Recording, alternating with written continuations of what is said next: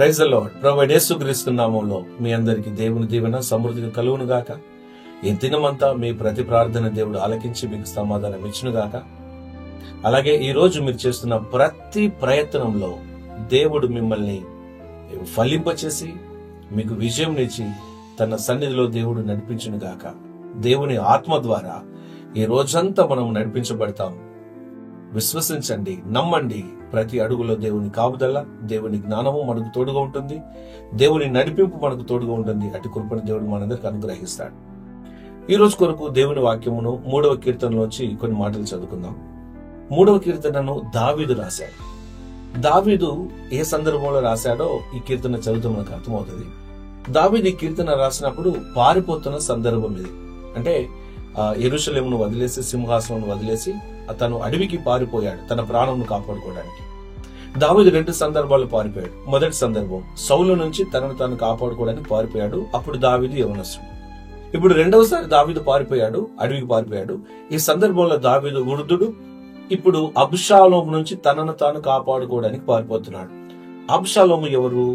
అబ్షాలోము తన కడుపున పుట్టి పెరిగినటువంటి తన సొంత కొడుకు. అంటే తన సొంత కొడుకు నుంచి తనను తాను కాపాడుకోవడానికి దావీదు అడవికి పారిపోయిన సందర్భం ఇది.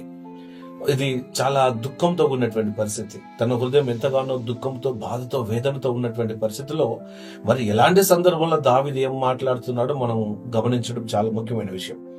మొదటి వచనం చూడండి. యెహోవా, నన్ను బాధించువారు ఎంతో విస్తరించున్నారు, నా మీదికి లేచువారు అనేకులు. అబ్షాలోము ఒకటి కాదు, అబ్షాలోముతో పాటు ఒక సైన్యం ఏర్పడింది. కాబట్టి యెరూషలేములో అనేకులు దావీదును వ్యతిరేకించేవారు ఉన్నారు అని మనకు అర్థమవుతుంది. 2వ వచనం, దేవుని వలన అతనికి రక్షణ ఏమీ దొరకదని నన్ను గూర్చి చెప్పువారు అనేకులు. అంటే తనకి వ్యతిరేకంగా నిలబడినటువంటి వారు ఏం చెప్తున్నారంటే, దేవుడు సహాయం చేయడు, దేవుడు కాపాడడు, దేవుడు దావీదుకి తోడుగా లేడు అని దావీదుకి వ్యతిరేకంగా మాట్లాడుతున్నటువంటి మనుషులు ఉన్నారు. మనం కూడా చాలా సందర్భాల్లో ప్రార్థన చేసినప్పుడు, మనం దేవుళ్ళ విశ్వాసంతో కొనసాగుతున్నప్పుడు ఇలాంటి నిందలు, ఇలాంటి మాటలు మనకు వినబడుతుంటాయి.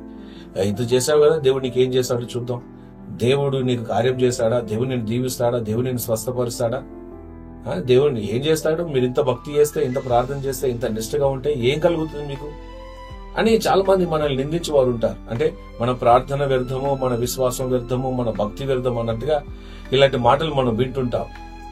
నీతిమంతుడు విడిచిపెట్టబడుట నేను చూడలేదు అని దావీదు సాక్ష్యమును మనం జ్ఞాపకం చేసుకోవాలి. దేవుని యందు విశ్వాసం ఉంచిన వారు ఎవరైనా దేవుని వాక్యాలు గమనించండి, ఎప్పుడూ నిరుత్సాహపడలేదు, ఎప్పుడు వారు వట్టి చేతులతో వెళ్ళలేదు. దేవుడు తప్పక అందరిని దీవించారు. యేసుక్రీస్తు దగ్గరికి ఎవరైతే వచ్చారో వారందరూ దీవించబడ్డారు. వారి పరిస్థితి ఏదైనా సరే దానికి సమాధానం పొందుకుని వారి ఇంటికి వెళ్ళారు. తర్వాత చూడండి 3వ వచనం, యెహోవా, నీవే నాకు కేడెముగాను, నీవే నాకు అతిశయాస్పదముగాను, నా తల ఎత్తువాడుగాను ఉన్నావు. 3వ వచనం నుంచి మనకి ఇక్కడ పరిస్థితి మారిపోతుంది. మొదటి 2 వచనాల్లో తన సమస్యను చెప్తున్నాడు. 3వ వచనంలో ఆ సమస్యలో దావీదు తన విశ్వాసమును దేవునిలో ఉంచినట్టుగా మనకి కనబడుతుంది. నీవు నాకు కేడెం అంటే దేవుడు తనని కాపాడే ఒక షీల్డ్ అని మనకు అర్థమవుతుంది కదా. అతిశయాస్పదం అంటే గ్లోరీ, అంటే గాడ్ వాజ్ ఇస్ గ్లోరీ. దేవుడే దావీదుకు మహిమగా ఉన్నాడు. తన సైన్యము, తనతో ఉన్నటువంటి ప్రజలు, తన బలగము, తన యుద్ధ నైపుణ్యం కాదు తనకి మహిమ. దావీదుకున్నటువంటి మహిమ ఏంటంటే దేవుడే తనకు మహిమ. అంటే తన ఖడ్గము తనను కాపాడదు, తన సైన్యం తనను కాపాడదు, తన అనుభవం కాపాడదు, తన జ్ఞానం కాపాడదు. కానీ దావీదును ఈ పరిస్థితిలో తనను కాపాడేది దేవుని మహిమ మాత్రమే కదా. మనల్ని దీవించు. మనం ఇల్లు కట్టువారు ఎంత ప్రయాసపడినా కట్టువారి ప్రయాస వ్యర్థమే, యెహోవా కట్టని ఎడల. మనం రాత్రింత మెలుగు ఉండినా వ్యర్థమే, యెహోవా కాయని ఎడల. మనల్ని దేవుడే కాపాడాలి, మన జీవితాలను దేవుడే కట్టాలి. విశ్వసించినప్పుడు, దేవునికి మనం అనుమతించినప్పుడు ఈ కార్యమును మన జీవితంలో దేవుడు తప్పక జరిగిస్తారు. 4వ వచనం చూడండి, ఎలుగెత్తి నేను యెహోవాకు మొర్ర పెట్టినప్పుడు ఆయన తన పరిశుద్ధ పర్వతం మీద నుండి నాకు ఉత్తరమిచ్చాను. Again we see the church here. దేవుని వాక్యంలో భక్తులందరూ దేవుని మందిరానికి, దేవుని సన్నిధికి, ప్రత్యక్ష గుడారానికి, యెరూషలేముకు ఉన్నటువంటి మందిరానికి they were connected. Always they were connected to the church, God's temple. దేవుని మందిరానికి వారు అనుసంధానమయ్యారు. ఇక్కడ తనకు సమాధానము పరిశుద్ధ పర్వతం అంటే సియోను పర్వతం. సియోను పర్వతం అంటే సంఘము, సంఘానికి గుర్తు. ఆ సంఘము మీద నుండి, సంఘములో నుండి నీవు నాకు ఉత్తరమిచ్చెదు. అంటే తన శ్రమలో దావీదు దేవుణ్ణి వదిలేయలేదు. కష్టం వచ్చినప్పుడు దేవుణ్ణి నిందించలేదు. నేను ఇంత భక్తి చేశాను, ఇంతగా నీ కొరకు బ్రతికాను, ఇంత సాక్షిగా ఉన్నాను, ఎన్నో చేశాను, మందిరం కోసం నేను ఎంతో సమకూర్చాను, నాకేం చేశావు, నాకు నా సింహాసనాన్ని కాపాడుతానన్నావు, ఎన్నో వాగ్దానాలు చేశావు, ఈరోజు నేను ప్రాణాపాయంతో పారిపోతున్నానని చెప్పి దావీదు దేవుణ్ణి నిందించలేదు. కానీ దావీదు దేవునికి ప్రార్థన చేశాడు, తన కష్టంలో ప్రార్థన చేశాడు.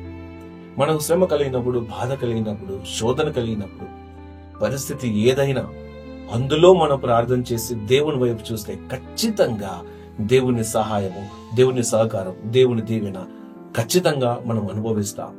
కష్టంలో మొరుపెట్టడం నేర్చుకోవాలి, శ్రమలో దేవుని వైపు చూడడం నేర్చుకోవాలి. మనకు కలిగినటువంటి పరిస్థితులు బట్టి దేవుని ఎప్పుడూ నిందించకూడదు. దేవుడు ప్రేమించేవాడు, యెహోవా దయాళుడు, ఆయన కృప నిరంతరం ఉండునని దావీదు ఎన్నో కీర్తనలలో రాశాడు. నా ప్రేమైన వాళ్ళారా, దేవుడు మన పక్షమునున్నాడు, దేవుడు మనల్ని దీవించేవాడు. దావీదులాగా కష్టమైన ఎదురైనప్పుడు నిరుత్సాహపడకూడదు, బాధపడకూడదు, దేవుడు నిందించకూడదు. శ్రమలో కూడా దేవుడికి మొరపెట్టినప్పుడు దేవుడు మనకి సహాయం చేస్తాడు, ఉత్తరం ఇస్తాడు. ఖచ్చితంగా మనం దీవించబడతాం. తర్వాత చూడండి 5వ వచనం, యెహోవా నాకు ఆధారం, కావున నేను పండుకొని నిద్రపోయి మెలుకొందును. ఎంత గొప్ప ధైర్యం, ఎంత గొప్ప విశ్వాసం దావీదుకు. దావీదు ప్రార్థన చేశాడు. తనకి ఖచ్చితంగా తెలుసు దేవుడు నన్ను కాపాడేవాడు, కాబట్టి నేను రాత్రి పడుకుంటాను, ఉదయం మెలుకుంటాను. అంటే దేవుడు నన్ను కాపాడతాడు కాబట్టి, దేవుడు తన రెక్కల కింద నన్ను భద్రపరుస్తాడు కాబట్టి నేను పడుకొనినా మెలుకొనినా దేవుని కాపుదల నాకు ఉంది అని దావీదు నమ్మాడు. నా ప్రియమైన వాళ్ళారా, God is on your side. దేవుడు నీ పక్షమున నా పక్షంలో ఉన్నారు. దేవుడు కాపాడేవాడు, దేవుడు కునుకడు నిద్రపోడు. ఈ దినమంతా దేవుని కాపుదల, భద్రత మనందరికీ తోడుగా ఉండి మనల్ని దీవించును గాక. ప్రార్థన చేద్దాం. యేసుక్రీస్తు నామములో తండ్రి, మీ పాద సన్నిధికి వచ్చి ప్రార్థన చేస్తున్నాం. దావీదు తన శ్రమలో నీకు మొరపెట్టినప్పుడు దావీదుని దీవించావు, సమాధానం ఇచ్చావు, మళ్లీ సింహాసనం దయచేశావు. ప్రభా, మా శ్రమలో, మా శోధనలో మేము ప్రార్థన చేసిన ప్రతిసారి తవా మా ప్రార్థన ఆలకిస్తావని మీ నామమును స్తుతిస్తున్నాం, నమ్ముతున్నాం. ఈ రోజు ప్రభా, మీ బిడ్డల పరిస్థితులు, ఇబ్బందులు ఏవైనా ఈ దినమంతా మీ కాపుదల దయచండి, భద్రత దయచండి. మీ బిడ్డలు కోల్పోయిన సమస్యను మళ్ళీ మీ బిడ్డల చేతికి అనుగ్రహించండి, ఆశ్రయించండి. యేసుక్రీస్తు పరిశుద్ధ నామములో ప్రార్థిస్తున్నాం మా పరమ తండ్రి. ఆమేన్, ఆమేన్. God bless you. Have a blessed day in Jesus' name. Praise the Lord.